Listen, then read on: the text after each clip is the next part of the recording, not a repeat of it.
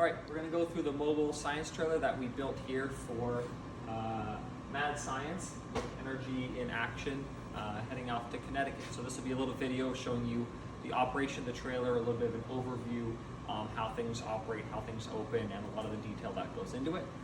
So this is a 28-foot long trailer that houses multiple science experiments and information about how energy is used and can be conserved in your own home.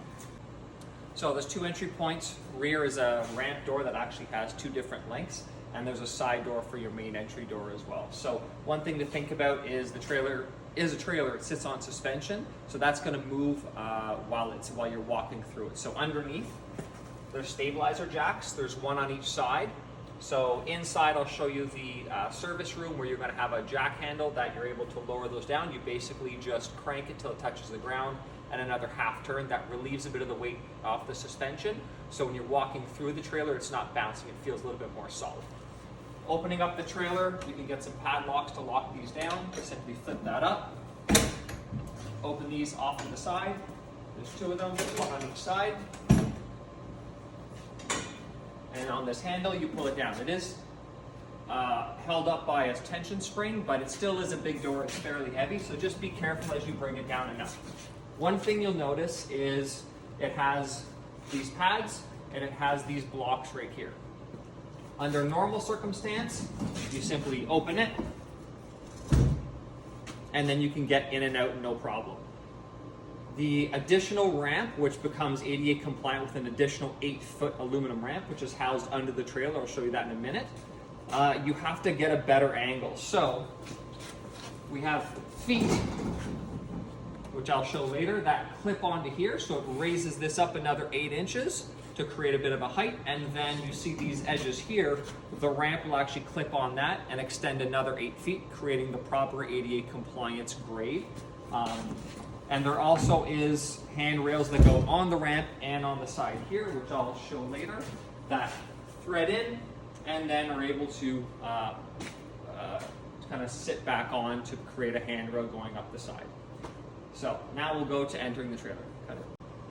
So once the rear ramp door opens, here's your main entry point as people kind of walk in through the back and out the side. You'll notice the two sliding doors. One is tinted, one without. Obviously talking about the benefits of tint and heat dispersion into your house.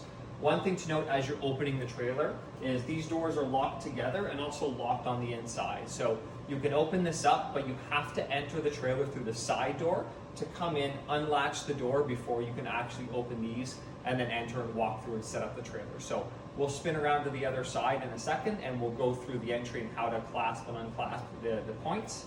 Another thing to note is you have the awning above. So it is a manual awning, so inside that service room is a hand crank. Again, same idea as the stabilizer jacks. It simply hooks on here, and then you crank it, and this awning will extend out about 8 feet to cover this ramp and give a little bit of shade and cover from the rain as they enter in. So let's go in the side door. I'll show you how to unlatch the back door so you can actually enter into the trailer. All right, as we come along on the right side, or we call the curb side of the trailer, we'll walk through a couple things. Here is a standard 15 amp electrical input, so there is a battery charger in there. So the whole trailer runs off 10 solar panels, which has a solar charge controller, a bunch of deep cycle batteries inside, and an inverter to run all the systems, so it can run independently. But if you're not getting a lot of sun, if you're doing high draw events or long events, you're probably going to want to plug it in to create to start charging the batteries back. So this simple plug-in, regular outlet, simply plugs in and then turns the charger on and automatically starts charging the batteries. As we continue on, this is the extension ramp that clips onto the back of the existing ramp. So if you've got to get the additional 8 foot, these are slide latches, so you simply pull them out on a spring, clip them out, and then this will slide all the way out. Slides in for travel, make sure those are there so it can't come out afterwards. So this will slide out. It's going to be 2 people. It's fairly heavy to be able to take it out, and it's 8 feet long and awkward, and to be able to clip it onto the side. Getting to the side door, again, there's 2 locks on here. One's the handle lock, one's the deadbolt. During travel, make sure both are engaged. This opens up, and then you'll notice on the side there's a clip right here.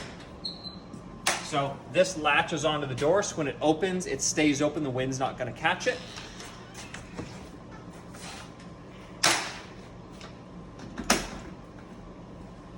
And then you have the handrail here. This simply lifts up and turns into place to help you get up the stairs. And then we have the stairs. So as you come in here, you'll notice that the stairs are clipped down. They're supported during travel. So there's a thumb knob on the sides of the stairs, one on each side. So you simply unscrew those into this, out of the support, and this just stops it from bouncing around during travel, because as it starts to bounce around, it'll work hardened and end up snapping something. So we want to make sure those are secured every time you're going somewhere, so that it doesn't bounce around, break the stairs, or break the floor. Then that simply hinges down, and you have your staircase entry point. These are the thumb knobs that you screw and unscrew into the sides through these brackets. So once the stairs are out, these brackets then come out. So they have the same thumb knobs that go into the floor.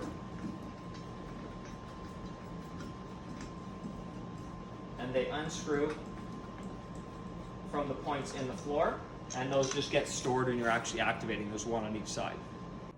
So as you come to the back of the trailer, you have to unlatch the glass doors, and they're locked together so they won't rattle during while it's driving. So there's a latch here which locks them together. But also at the bottom, this is the more important one, is making sure they don't slide. So here, you'll see these latches that hold down all the removable games. It's a simple compression latch. So it's held down now, you turn it counterclockwise, and you'll notice that piece raises up. So it's a compression latch. So that raises up and releases it from there. Unlatch the two doors, and those simply slide out for your main entry point. All right, so now that the back door is unlocked, we come in. So it will be dark. I'll show you how to turn on power, and then I'll show you where the storage room is, how to access it. So to the right-hand side, this is your functional solar panel. Everything on here actually works. We protect it with plexi to make sure that kids aren't playing with it all the time. So here there's a big switch. So this gets turned where it even says on, and then it gets turned off. So this turns on, as you see the lights come on, all your battery. This connects the solar system and the solar charge batteries to the rest of the system. So this should be off, otherwise your batteries will drain all the time. Now, the next thing is to run all the TVs and the elements like the plasma tube that run off regular 110 voltage. So here you have the inverter. So here you have to reach below it, press the power button. It turns on, you'll see this start to charge up. The TV will turn on, and now you actually have regular 110 running through the trailer as well. So one thing to keep in mind is making sure that everything is clear of the plasma tube before you turn that on. There is a shipping device that helps clear it and make sure that it doesn't wobble during transit. So we don't want to have that creating any sort of interference. So make sure that that is taken off before you turn on the inverter. The whole trailer should be set up before you do that. So now to get into the storage area. So I've talked about that a couple of times. The storage area is actually behind the thermal wall. So to get at that, it's a little bit, a couple of steps, but it's not that hard. So here is obviously the Plinko game. The Plinko game has all the convertible panels. The bottom panel simply unvelcros, and this can be put off to the side. And then you'll notice it's on casters. So they're locked when they're pressed down, and you flick them up, and then they're going to be released and be able to move around. Now, this is still held in place with the same compression latches that we held the door in. Again, we're using the same latch system all the way around that holds everything tightly in place. So we're going to have to get down a little bit low to see where they are underneath here. So you'll see all the way back here, you'll see the compression latches. My hand's going to get in the way, but you simply turn them counterclockwise and then clip. Now you see that it's released. And there'll be a second one on this side as well. That gets released. You see it just rolled forward a little bit. Now it's free to move. So we want to make sure that as it overhangs this, we pull it out so it clears all the LEDs. push it forward to get it out of the way so we can access the service area. So, all right, for the Plinko, you've got the side pieces. One thing is if you're going through some treacherous territory, these side panels are fixed. So you have the one that's obviously Velcroed on the bottom, that's removable, and then you have these thumb knobs which come off the top and bottom. If they do get lost, they're simply quarter 20s. Any hardware store, very kind of typical. But what they are, these are still attached by a hinge. It's just as you go through a school or hallways, depending if it's a little bit tighter area, these simply unscrew. And then they fold in. So it just makes it a little bit easier to maneuver on both sides when you're actually pushing it in and out. So now you see behind here, we have a storage closet. We have a ton more room for storage and whatnot as well. So inside here is where you're going to find all the elements that you need. So if we come in here, you'll see packed up in here is a step. So when you're using the larger railing, you have an additional step that can go beside. Here's all your handrails. This is the crank that'll work on the side stabilizers, and they all have a nice little place. This is the crank that you use off the top awning, and then down here, they are threaded in, so you have to unthread them. These are the pieces that go in the ramp to hold these. They just slide in through the base. So we put a little orange marker on them because if you close the door with these things not removed, if they're still on, it will smash that wall. So we have to remember to take these in and out diligently to make sure it doesn't break anything. So they have a home right here. There's 4 of them. They simply screw in into there. So this is your storage area. You have the remote for the TV. You've got the laptop that runs the FLIR system. Inside here we have all the acrylic pegs to go in the light bright wall. There's also the bins for all the foam pieces for the water wall, as well as additional posters that go in the side snap frame at the exit door. So this is, again, your storage area. You can put a broom in here, other particular pieces. This is just, it's for you guys to just have things and store things. So I'll show you how to turn on the FLIR system. So the FLIR system is the thermal camera that is in this thermal tunnel. It runs off a laptop. Everything's set up. It's pretty straightforward to turn on, but you just got to make sure you walk through those steps. All right, so once the laptop boots up, you'll see a very basic home screen as this laptop is just here to power the FLIR system. So right in the center of the screen, you're going to see FLIR configuration. You simply double click on that. It opens up the system. Now, it may take a minute or two depending on how cold it is or when you turn it on for here to actually see the camera. The camera has to get power and kind of get up to temperature for all of it to operate properly. So if it doesn't come up immediately, it's okay. Just wait a couple minutes. So now you're going to see right under here, name FLIR camera connected by Ethernet cable to the other side. So it sees the camera. You simply double click on that camera. It's going to open it up. Now it's going to ask for a password. You can change this if you want. If you click on it, it saved it. The username is admin and the password is admin, but the computer saves it itself, so you can just click on it and log in. It logs into the system. And now you can actually see the wall is on. So this is what the camera actually looks like. So I'll hold the camera and we'll have somebody walk by real quick and you'll actually see. So now we're seeing what the camera sees. So there you go, you see somebody walking by, it is live.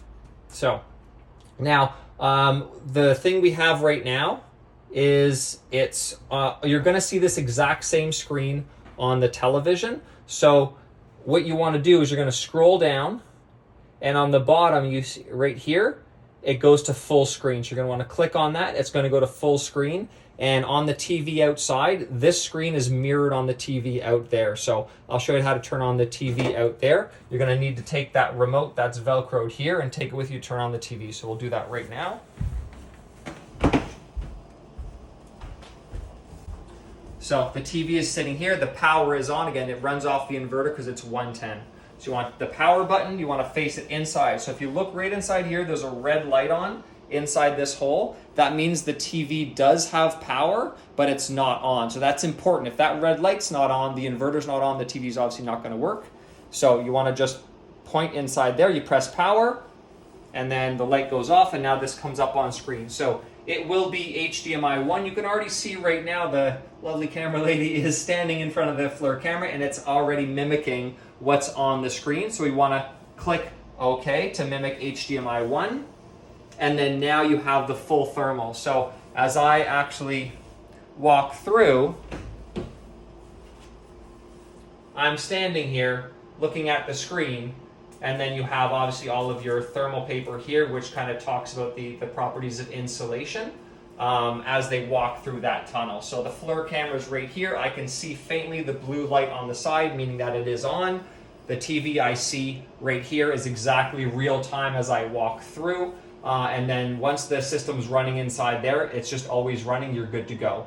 While we're in the thermal tunnel, these are simply Mylar running blankets. So when somebody goes on a marathon run at the end, they always get that weird kind of tinfoil blanket. That's all they are. There's spares in there as well. There's spare strips as well as spare blankets. They simply fold out to a long 84-inch long strip. Just cut them into about 2-inch sections, and then they clip here. These are simply just banana clips, I think they're called.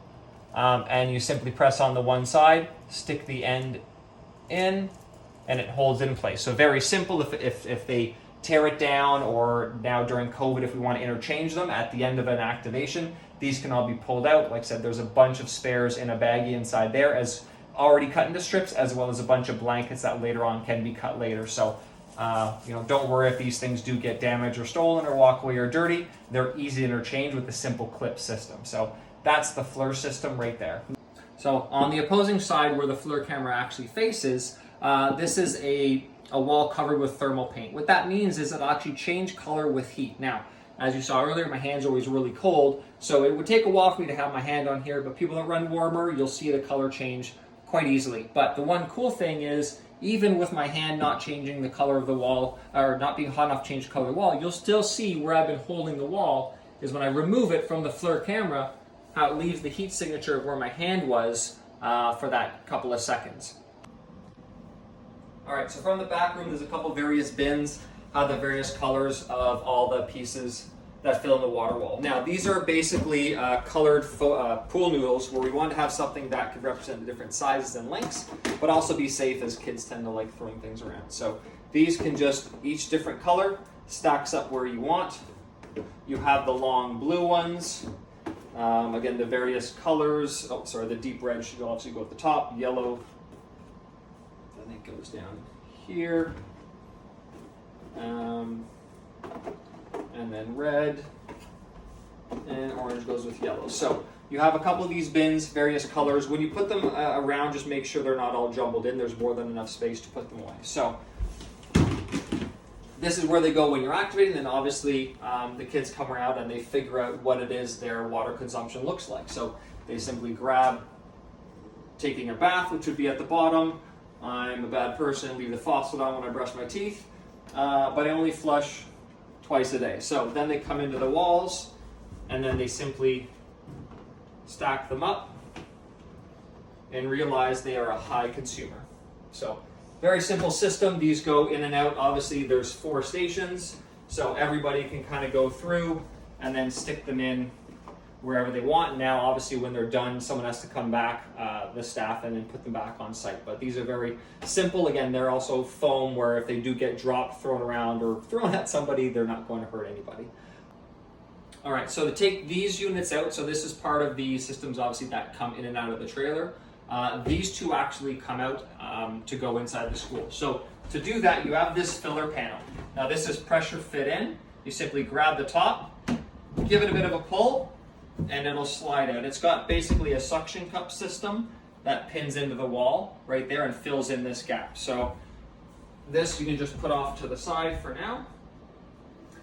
And this does have the same clasp system that holds it onto the wall. So as you pull out that filler panel, on the right-hand side, you're going to see the same clasp system here, that compression latch. So it's held in right now, nice and sturdy. So you flick that out, you release it, and now that's free. You'll have the wheels, make sure they're unlocked.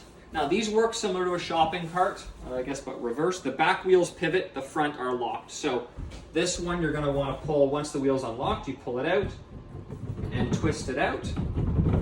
And this can then be brought into the school. So you'll see on the back, there's actually shelving. So this is done on purpose to then take your different colors and then stack them inside here as well, so that you can bring them inside the school and then you'll have a place to put them.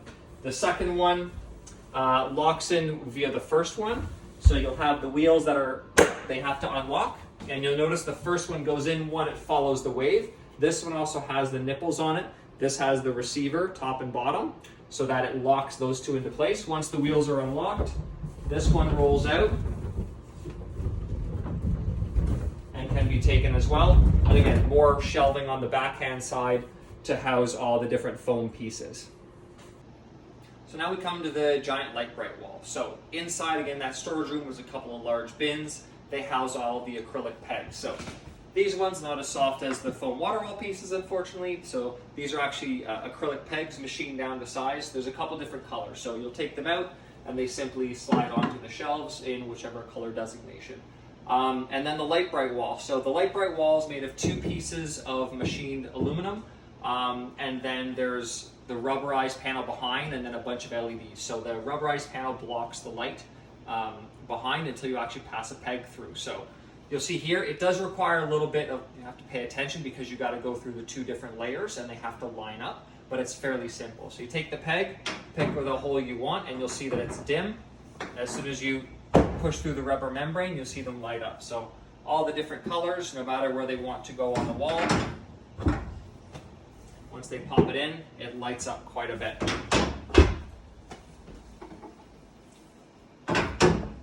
Then of course after, whenever they're done, they simply slide out and then the membrane reseals and they either go back on the shelf in their designated area, or when you're done for the day, they go back in the bins, they go back in storage for transit.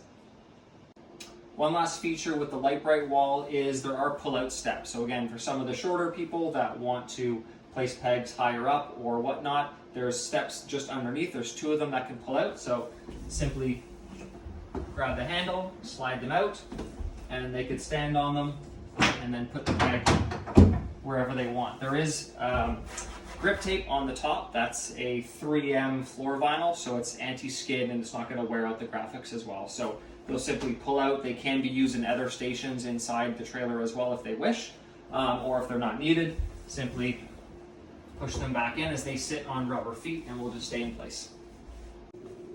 All right, now we come to the hand crank station. So both of these stations are independent. They can roll in and out, which I'll show you in a minute, but fairly simple. This is the hand crank machine. It's hooked up to the box inside in the back and then hooked up to the light bulbs in here. So very simple. One, you want to make sure the connection is connected right here. No reason for it not to be. But someone will just grab the handle, spin it. You'll see that the LED bulb comes on. To get the incandescent bulb to come on, it's quite a bit harder, but it is doable. So there are calibration levers. There's two dials, on the back of the actual machine that came with this unit that can be dialed in and out. We never touch them. It says not to touch them, but if there is an issue, that's calling that manufacturer to make sure they dial in, and that'll probably adjust the time of how much power it requires to have the bulbs come on and off. One thing to note is this is LED, so it's plastic. This one feels like it's an incandescent bulb that may have a glass top. So if it does shatter, it is a 12-volt bulb. Both of them are 12-volt bulbs. They look like standard bulbs that you see in your house, but those are 110 or 120. These are 12 volts. So if one does get lost or does break, pay attention to that and make sure if you get a replacement one that they are 12-volt bulbs in a standard socket.